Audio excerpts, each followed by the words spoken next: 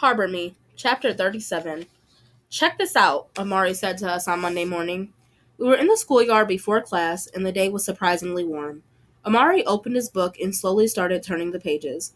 We all leaned in over the pictures, and there we were, on every single page. Tiago shooting webs from his hands over buildings and vans and cars. Esteban flying over an ocean, and far down below him, the same tiny man over and over again with a t-shirt on that said Papi. Holly was Catwoman in a fancy building, her sneakers almost bigger than the rest of her, and we all laughed. When Amari turned the page again, there I was, my hair a mass of curly red wires that seemed to be shooting electricity. That's tight, Ashton said.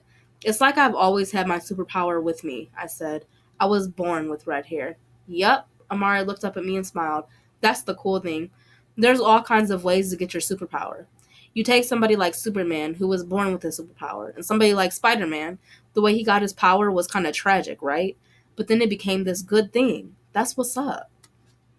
That night, as I waited for my uncle to come say goodnight, I thought about Amari's drawing of me, about the brilliance of my hair, the superpower in it.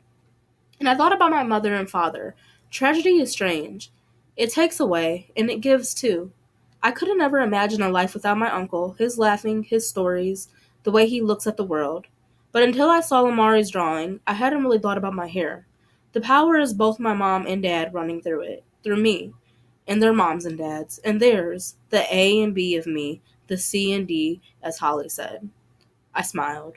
My mother was gone, but she was continuing too, inside of me, and that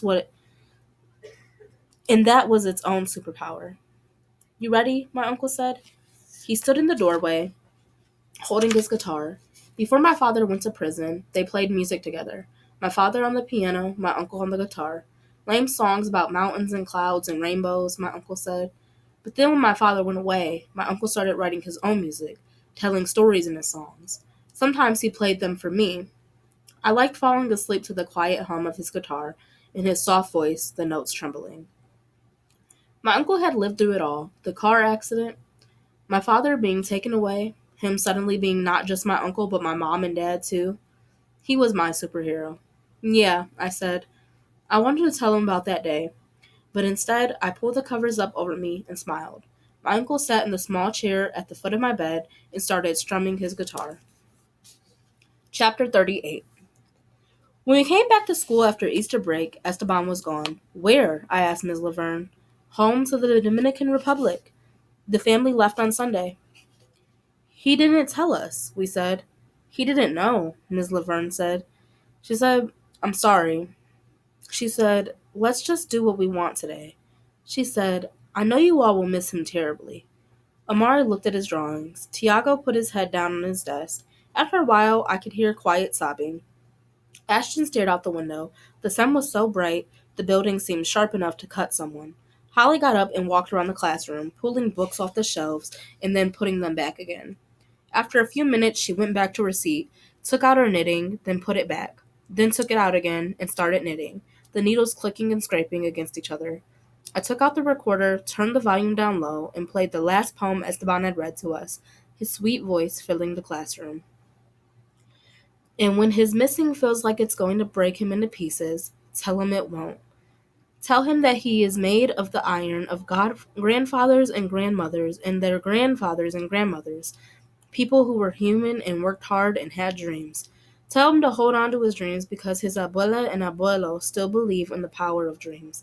Tell him he is their dream, and he is my dream, and he is the dream come true of the ancestors. We are all the dream come true of the people who come before us. And when he asks, tell him I am fine. Tell him I am free.